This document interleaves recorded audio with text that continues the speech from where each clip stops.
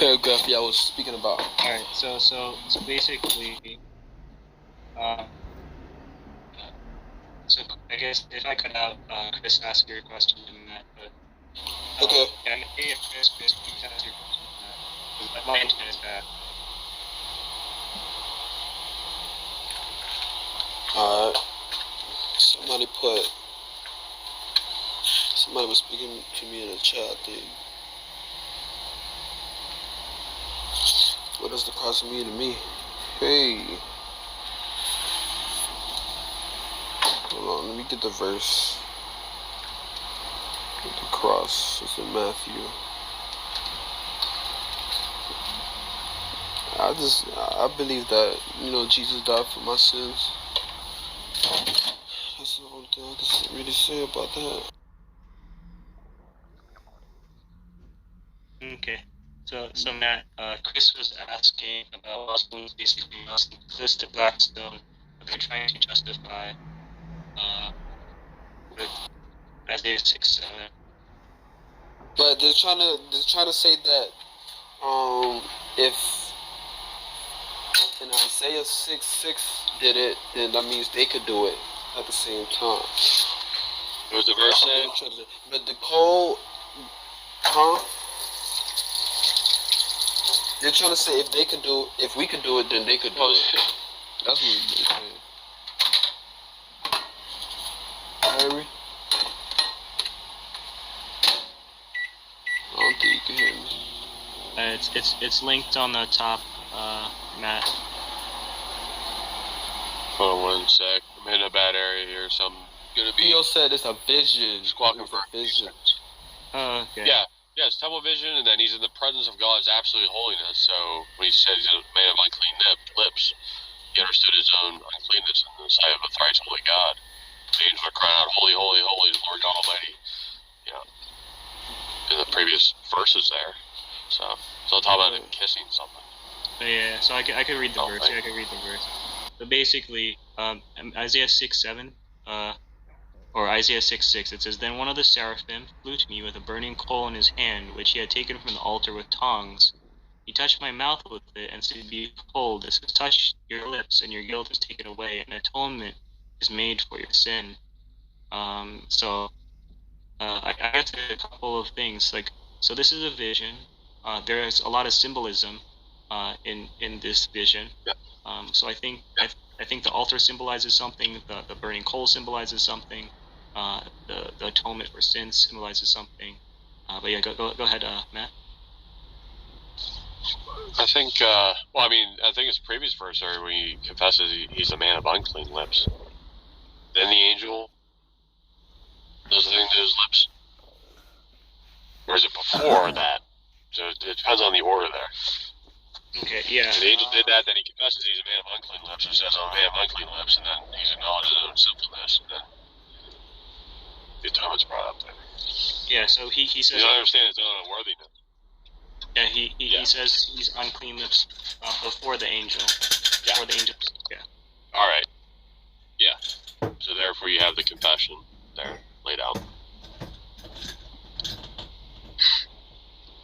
All right, thank y'all. Yeah. But what you have there is him confessing that, and then the anointing of his lips, because he's ordained to be a prophet there. He's gonna go preaching, and then what's going to be fulfilled there? Exactly what's brought up in John chapter 12. The rest of the section there is still laying out the rest of Isaiah 6. He's going to quote from it. Make the hearts of these people dull, their ears deaf, their eyes blind. They may see, and not perceive. They may hear, and hear and not understand, unless they do, and I heal them. That's exactly what John's quoting from there. When Isaiah saw his glory, he spoke of him. He's quoting about that judicial hardening that's going to come upon the people of Israel, that partial hardening that Romans 11 speaks about as well. It's going all the way through the book of Acts. As they're going through the Jews first, and they're seeing, these people, their eyes become, dull. And they're fulfilling, what Jesus, spoken parables, Mark chapter 4, verse 10 through 12. He's quoting from that, why he speaks in parables, so that people will not repent and believe. Yeah, I guess, do you know what all of that stuff symbolizes? Like, what does the altar symbolize?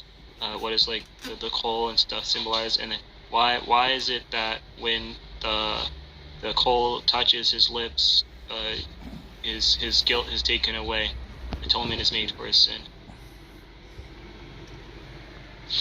I think it's just laying out being consecrated as a prophet for that specific task.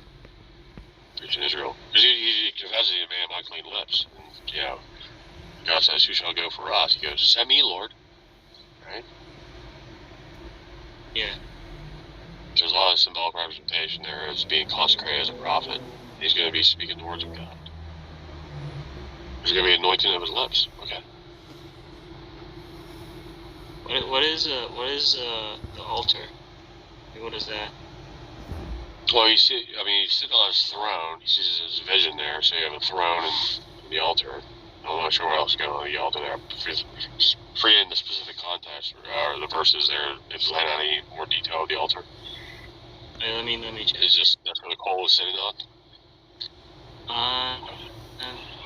Yeah. So I'll just. So yeah, I'm just seeing through the whole thing. So it says Isaiah's vision. He says, "I saw the Lord sitting on a throne, lofty and exalted, with the train of his robe filling the temple." So we're talking about the temple. So maybe he's at the temple. Yeah. Where it says the vision? Where this says the vision? So if you go to Isaiah 50, if you go to Isaiah 6. Yeah, Isaiah 6:1. Isaiah 6:1, the first verse. It says, "In the year of Uzziah's death, I saw the Lord sitting on a throne, lofty and exalted." And Okay. Yeah, he's seeing Yahweh. Yeah, right there. Yep. Yeah, and then so the thing about and then okay, so there's a robe filling the temple. Okay, so the temple, it brings to mind like the Jewish temple, right? So they have like the outer court and the inner court, and they have everything set up a very specific way. They have the high priest going from the outer court to the inner court to intercede for the behalf of the people. Right. They have the ark of the Lord on the inner court. They have something for sacrifice, right? And where there's like blood atonement. And then on the ark of the Lord there are like angels, right? There's like seraphim. Yeah, seraphim. Yeah. And so this is kind of mentioned in this verse. So in the second verse it says, "Seraphim were standing above him, each having 6 wings, with 2 each covered his face, with 2 each covered his feet, and with 2 each flew." So I think maybe that's referencing the ark of the Lord. So there's something. Yeah, it's taking place in the temple. It's called Isaiah's temple vision. Like he's going to the temple and he has his vision within the temple itself. Yahweh appears to him. Right. And ordains him unto prophetic duty. Yeah. But there's a bit of ritualistic symbolism there, you know. I just see the anointing of his lips, you know, symbolically represented there. He's confessing he's totally unworthy. He's darn right. I mean, like, you know, but it's in God's own sovereignty there. He ordains, just like Jeremiah 5, ordained Jeremiah unto his duty. He says, "Before I formed you in the womb, I knew you. I consecrated you as a prophet to the nations." Yeah. We do the verse like that. It's the same thing's going on with Isaiah there, you know.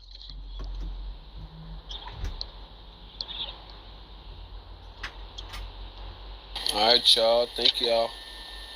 I appreciate it. yeah, no problem. Yeah, that's a very important chapter there. That's going to be brought up in the New Testament like a lot. Yeah. So Jesus speaking of parables, fulfilling that. John 12, brought up in Acts again, so it's hit in multiple books. Keep going back to that judicial hardening is prophesied there in Isaiah 6. See the hardening of the Jews. Yeah.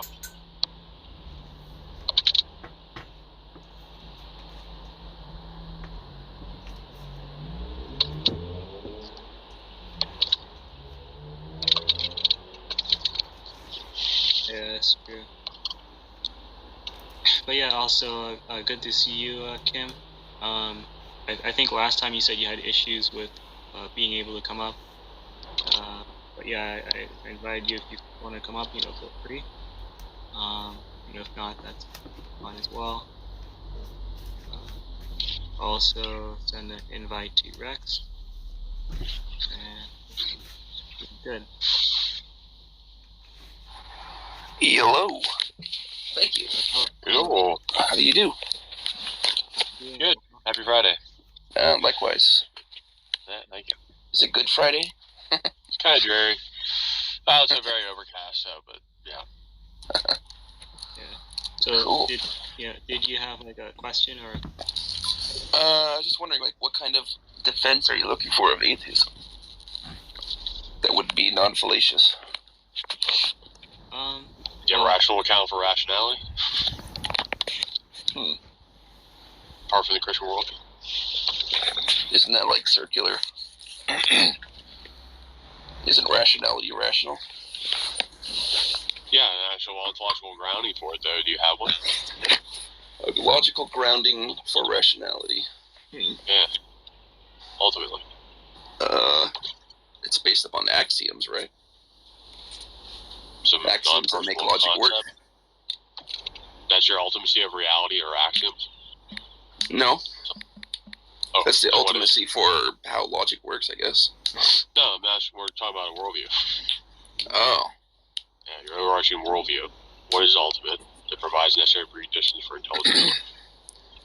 A non-fallacious defense. Oh, there's no problem with arguing An ultimacy to all things. That's fine because that's transcendental circularity, which is going to actually save reasoning and account for reasoning. So there's no problem with that. But if you're arguing something on the creaturely level to something else on the creaturely level, that's viciously circular. Just presupposing reason, but not accounting for it. So I need to express an ultimacy of reality in order to be rational. An ultimate account, yeah.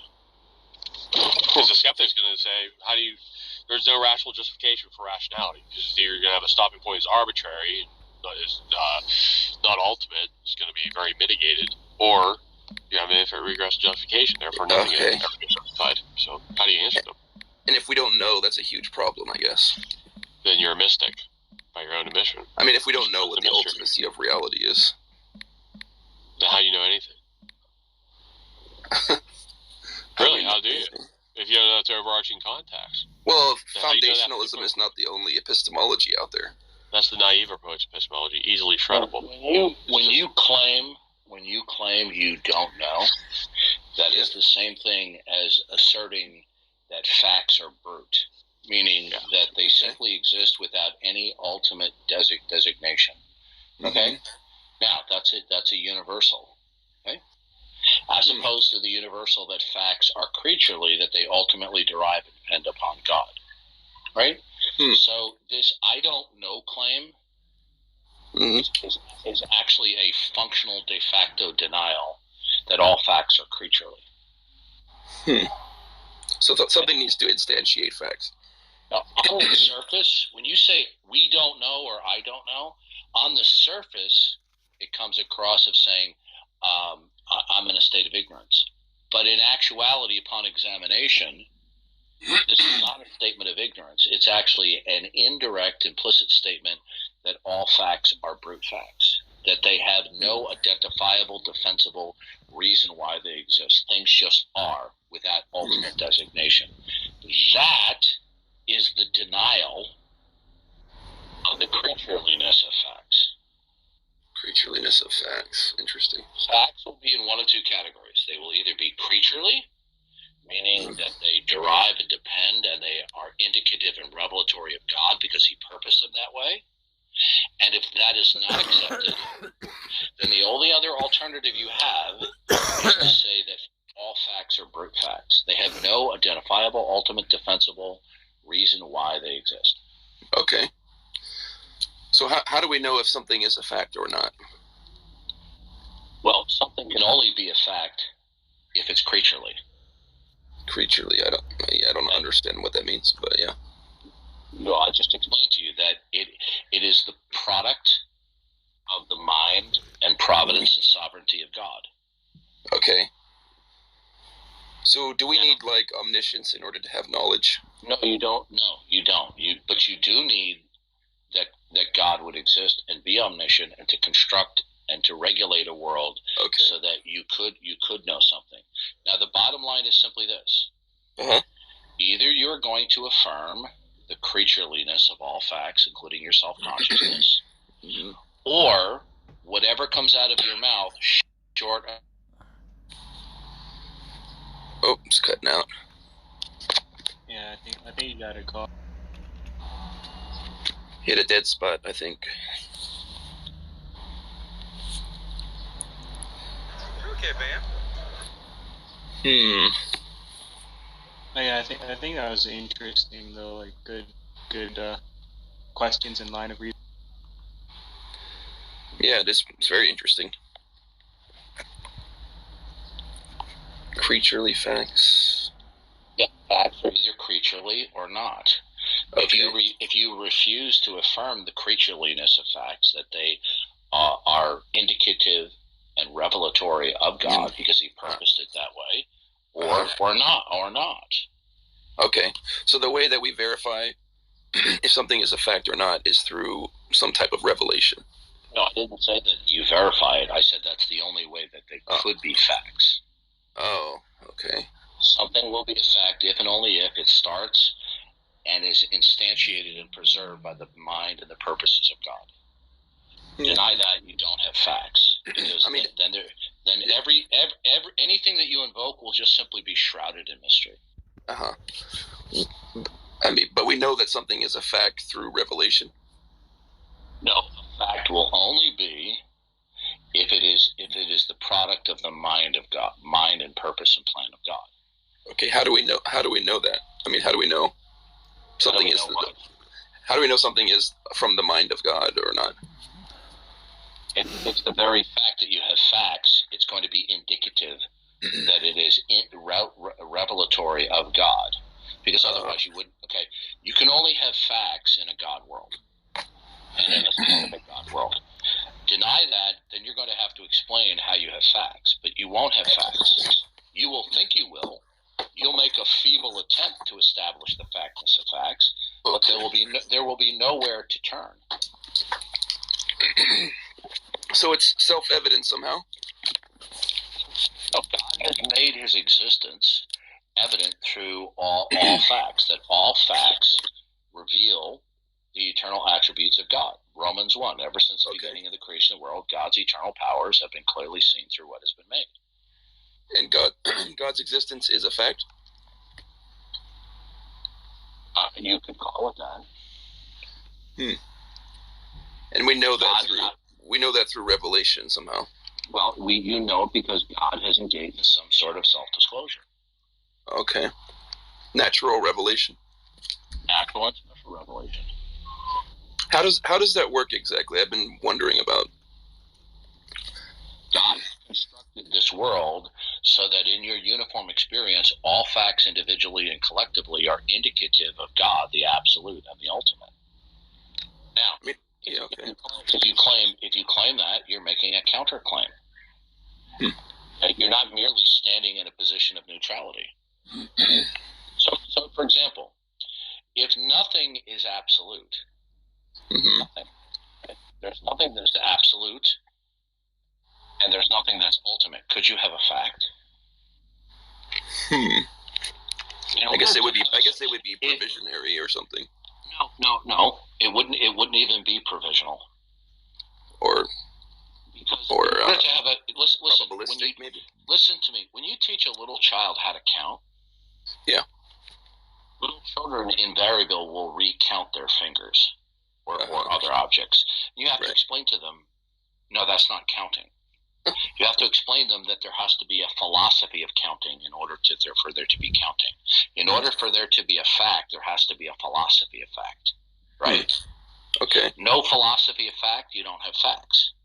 In order to have a philosophy of fact, you have to have a model of reality that provides for the philosophy of fact and consequently factness. That's really interesting. So it's all mind-based, essentially. No, it's God-based. Say what?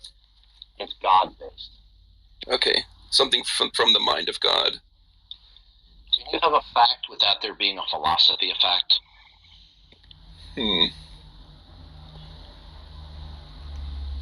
That's a good question. No, you can't. Philosophy. So if you say the dog is wagging his tail in the backyard and you say it's a fact, then you are implicitly claiming, whether you realize it or not, that there is a philosophy of fact which permits you to articulate and instantiate the fact of the dog wagging its tail. But if there's a philosophy of fact, you're going to need an ontology of a worldview to provide for that philosophy of fact. Interesting. Factness requires a philosophy of fact, and a philosophy of fact. By the way, if you want to jump in any time, Matt, go ahead, because you were talking before I was. This is really interesting. Yeah. So this is how God has made himself known to exist. Now, the unbeliever, such as yourself and others, do not want to know that God exists. How do we know God exists? How do we know God exists? Because God has revealed himself. That's how. How do you know your mother's middle name? I learned it. And we learn it from God's revelatory actions, both in creation and through human history, ultimately in the scriptures through Jesus Christ. Oh, okay. Now, you are in hostility toward God because you don't want to acknowledge him. Now, you're going to claim, well, you're not hostile towards something you don't believe in, but in fact you are.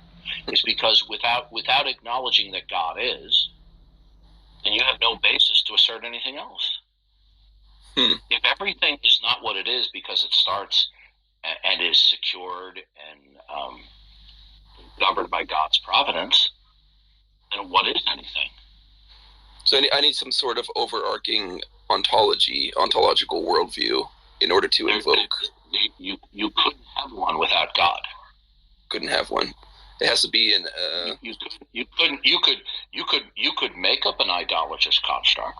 But the point is, you would then be violating the very criterion of belief that you used to dismiss God. So you see, your position is a hopeless one.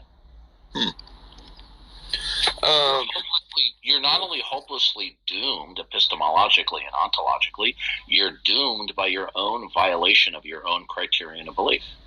The very criterion of belief that you used to dismiss God, you instantaneously violate when you invoke anything which is representative of your model of reality, because you couldn't invoke your model of reality when invoking any state of affairs, whether that model of reality is implicit or explicit, because you're violating your own criterion of belief. There's no other possible ontology that is irrefutable, I guess.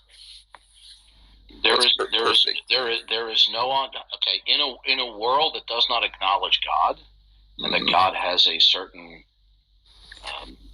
collection of attributes, right?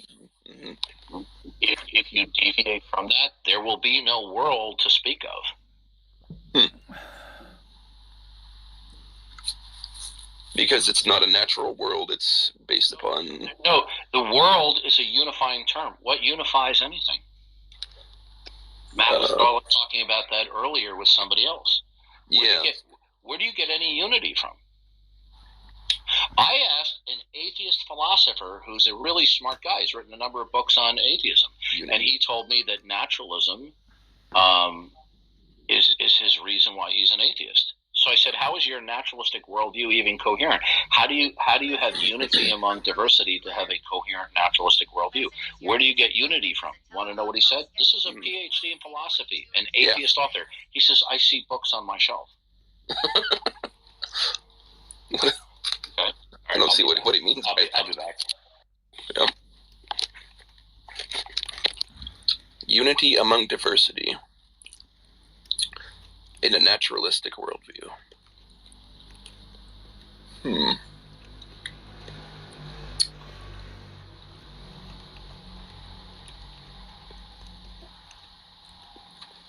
to think about that.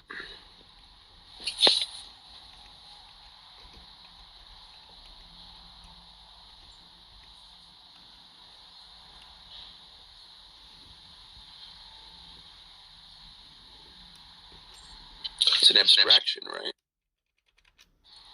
It's an abstraction to say things are unified, I guess. Yeah. So this is like my understanding of it. Mm-hmm. So you and me, we have like identity over time. So there's you at like T0, you at T1, you at T2, you at T3, or you at 0 minutes, you at 1 minute, you at 2 minutes, you at 3 minutes. And so the assuming time exists. Yeah. For argument's sake. Sure. And so the molecules in your body are changing. So physically, it's different. Like different materials. Moment to moment, yeah. Yeah, moment to moment. And so then the question is like, what kind of unifies all of these particulars, or what unifies you at T1, you at T0, you at T1, you at T2, you at T3, you at 0 minutes, you at 1 minute, you at 2 minutes, because it's different. You're different physically, but what's unifying you as an identity? It's an identity, and it's really you, and that it's not just and it's not just a model, right? It's not just I dream it up in my head and map it onto a certain state of affairs, because somebody could go and they could get like a red ball, a blue ball. They could get a red ball, a blue ball, and a cat.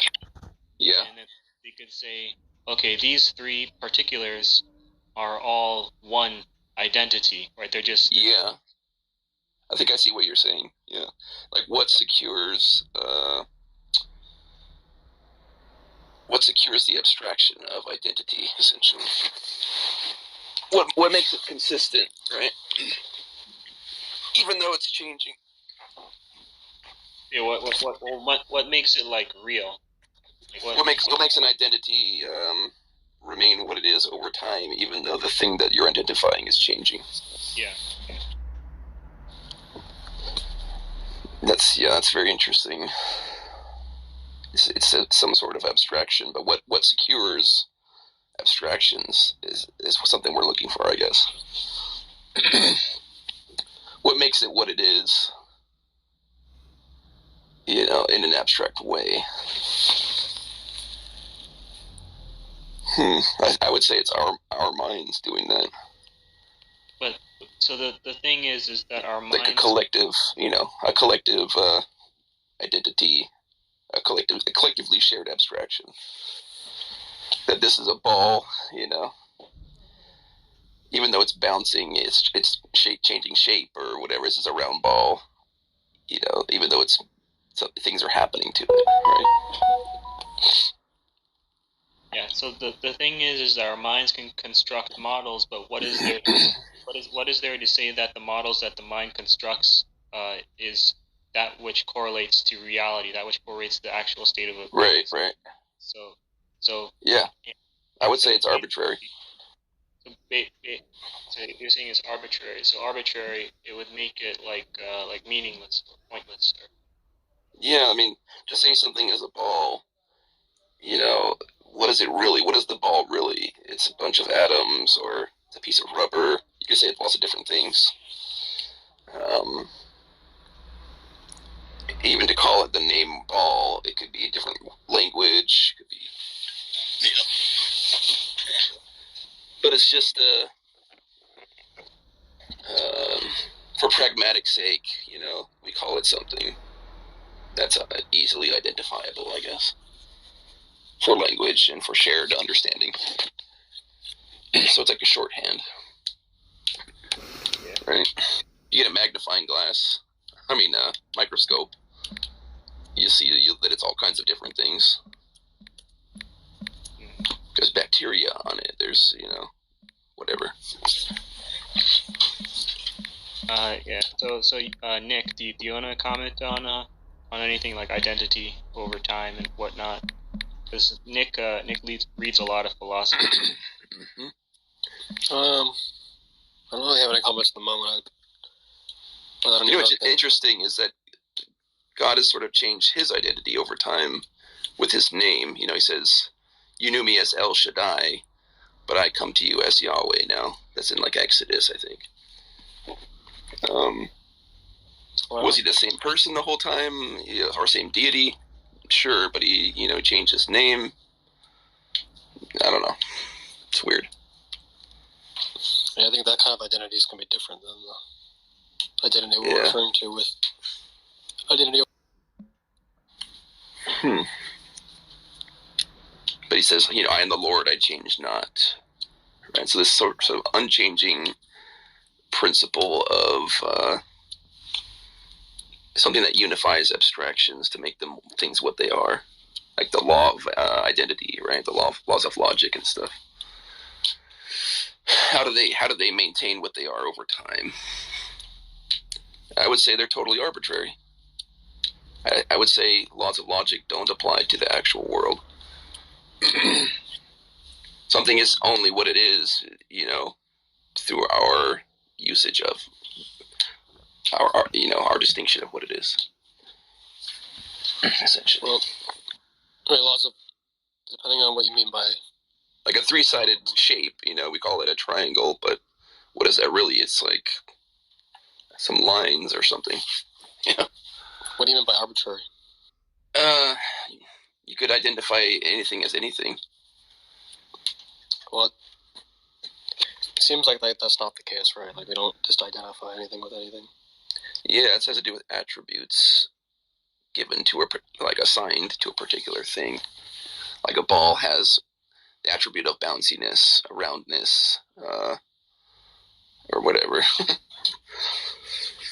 That would just seem like it would, in a sense, like the point would be that I think it seemed like that would not be part of the mind then, because it's not just arbitrary. Like we don't have a bunch of people coming around at the table saying different things about a ball, for example. Usually, for the most part.